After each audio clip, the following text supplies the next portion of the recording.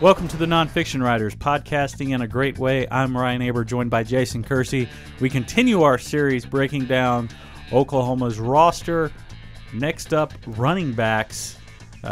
Jason, this is one of the more intriguing position groups. We started with quarterbacks, and certainly that's interesting because of the quarterback battle. This one's interesting because of the depth of guys. Two guys who we know can contribute, and one who is just fantastic, probably the most intriguing talent on the team in addition, and then a couple of other names that add a little depth to this as well. Yeah, I mean, it's P. Ryan is I think probably a Heisman Trophy candidate going into the year. Samaje Perine, after the incredible freshman season he had. You have Alex Ross, who, you know, I think is not ever going to be an every down back. I think he's a really good kick returner, obviously, and I think he's a good change of pace guy, but I don't think he's ever somebody who's going to be able to go in and be a 25 carry a game sort of guy. And then beyond that, then you have Joe Mixon, who we obviously know was 5-star talent. He was involved in that altercation off campus, which everybody knows about, and he's coming back from that. And he's another guy that I think everybody believes he's talented enough to be a big-time contributor this year. I think a couple of questions: is he going to fulfill his, what the talent that he has? And OU has shown in the last several years that 5-star guys do not always turn out to be 5-star Sooners. So that's one question. The other question is, are there going to be enough carries for him with P. Ryan and Alex Ross and Rodney Anderson coming in, who everybody's really excited about, the true freshman. So it's really going to be interesting to see how they split all this up. And then beyond that, you have Daniel Brooks, who he's had a couple big spring games, but and I don't know if he's ever going to be good enough to contribute much, but he's really fast and he's intriguing at least. So, I mean, I don't think you really can count him out entirely. Yeah, it's an interesting group of guys, but you got to start on a running back discussion on this team with, and probably just about any team in the country, with Samaje Perine. A year ago, all of the talk was Joe Mixon, but every time that Mixon's name was brought up, the coaches, Bob Stoops especially, mentioned Samaje Perine and the work he was doing, the advanced level that he was at even after summer workouts, and I think a lot of us sort of wrote it off to, well, that's just what they do. Well, the Mixon thing happened. Perine gets an opportunity when Keith Ford goes down, and all of a sudden you have the elusiveness of Alex Ross, the power of Keith Ford, all comes together in one package and with Samaje Perine. Well, and even before Keith Ford went down, Perine was the leading rusher in the season opener. So I think there was a lot of buzz about him after the first game. And then, Keith Ford goes down. He has that huge opportunity at West Virginia and just takes full advantage of it. And then from that point, it was pretty obvious that he was going to be the guy. And now with Keith Ford leaving, I do think that helps a little bit with that splitting up carries thing.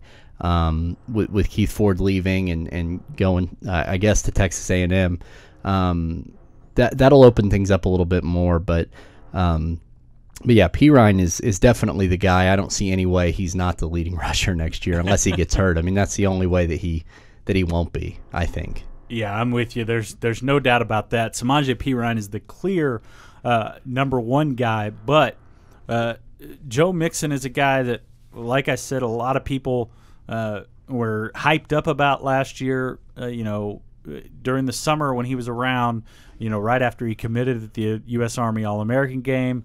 He was thought of as the guy, maybe the next Adrian Peterson.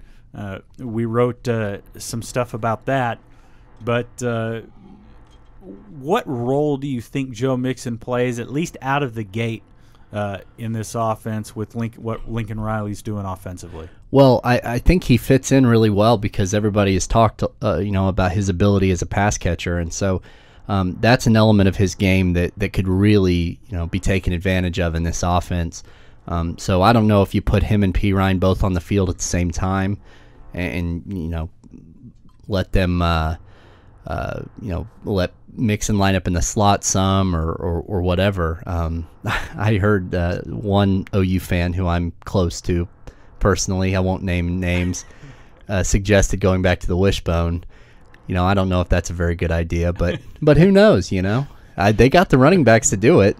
They do have the running backs to do it. Something tells me that that's not why they brought Lincoln Riley in to run this offense. Exactly. I think people would be stunned. I think Bob Stoops would be stunned even if he hired a guy to run the air raid. He comes out. I know one person in Norman who'd be happy, and that would be Barry Switzer. Well, yeah, if you want to do that, why not just hire Barry Switzer as the offensive coordinator and call it a day? Now, that would be great because there would be no restrictions on access to him. Even if Stoops tried to put restrictions on access to him, Switzer would come in there anyway. There'd be no stopping him. So, yeah, let's make that happen. That would be the best thing ever on a ton of levels, but certainly for us. Barry Switzer is just fantastic to deal with, obviously, and he's got a pretty good track record with running backs as well. But Barry Switzer isn't running this offense. Lincoln Riley is. Yeah, we got off track there. That's my bad. Hey, there's nothing wrong with that. We do off track well here. But Alex Ross is a guy you talked about a little bit in the intro, saying that you weren't sure if he's ever going to be an every down back, and I think that's the case just because he's a guy who has to have space to work. I think this offense fits him really well in the kind of space that he can create. I mean, he's not going to be a guy who's really going to, line up in the slot, catch passes for you. But if you can find creative ways to get him the ball, can make really big plays happen at any time. Yeah, he can. I think that it was pretty evident in the Bedlam game after P. Ryan and Ford both had to leave the game injured, and they brought Ross in. Ross couldn't pick up any yards, between the tackles. And I think part of that was because there were some offensive linemen out too, and they were playing with some backups. But that was just he was clearly having trouble with that. And but once if you get him into space, he can really be a big play threat and make things happen. So he has a role in this offense. That's why I always thought if anybody was going to transfer, I just assumed it was going to be Keith Ford, because Keith Ford, what he did well, P. Ryan does well.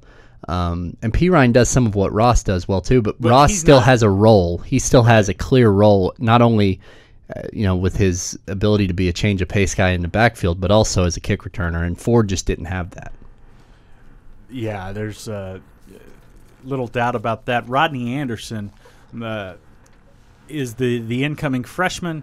I don't think a lot of people expect him to do too much this year, but it sounds like that they think that he could be a contributor right off the bat as well. Missed a lot of the spring with an injury, but should be full bore by the time fall camp opens. A lot of people talk about him like he's going to be he's really good. P. Ryan himself said in the spring that he sort of reminded him of him in some ways in terms of just how physically ready he is for this level. So that's obviously a big compliment, and I know people will be excited to hear that. But I don't think that it would be all that surprising if Anderson's the second leading rusher on this team this year. Now, I know a lot of people have high hopes for Mixon, and that absolutely could happen. Mixon could very well be the most talented running back on the roster, but it would not surprise me at all if Rodney Anderson's the number 2 guy by the end of the year. All right, that leads to our last question, Jason. We know Samaje P. Ryan, or we expect Samaje P. Ryan is going to be the leading rusher on this team, barring an injury. But if you had to pick right now, who is number 2 in yardage? Oh, man. Well, I mean, I think I just kind of answered that. I'm going to go Anderson. I'm going to be different. I'm going to go Anderson. I think that Rodney Anderson will be the number 2 back by the end of the year, and I think he'll end up with the second most yardage. And I think there are a lot of reasons for that, but I think Mixon's role might be more as a pass catcher. I still think he's going to get his yards, but I think Perine, Anderson, Mixon. Anderson and Mixon might be close, but I'll go with Anderson getting the slight edge. See, I'm going to go with Alex Ross. Wow, when I said yardage, because he's got this big play potential that he can break out and you're not counting kick return yardage, though. No. Okay, no. All right. I'm just making sure you're strictly rushing yardage. Okay, all right. Because I do think, like you mentioned, that I think there's going to be a role for Joe Mixon in the pass catching game that Alex Ross just doesn't quite fit into. But I think Alex Ross is going to get carries. He's going to make some big plays. He gets stopped a lot, but he can break out and have some huge plays. And I think that's going to lead him to being the number 2 leading rusher in yardage, maybe not necessarily carries. Yeah. Oh, well, interesting. Interesting that neither of us picked Mixon. I figured you were going to go Mixon when I didn't. Yeah. We're going to look like a couple idiots if Mixon wins the Heisman next year. Well, it's not the first time we'll have looked like idiots, and it certainly won't be the last time. Speak for yourself. So, Speak for yourself. I'm sure we can pull out. We can go to the bold predictions last year. I think let's not go to the bold predictions. What were we talking about a month ago or a couple months ago with something that you wrote after the Sugar Bowl with quarterbacks? What did I write? What was it? I'm trying to think if it was about the quarterback battle or Trevor Knight's future success with the team. One of the two that was not entirely accurate. We'll have to look back. I wrote a lot about Trevor Knight and how good he was going to be. So, I guess you could pick any number of those stories. And we can just look at either of our bold predictions from last year, which regularly went down in flames. So yeah.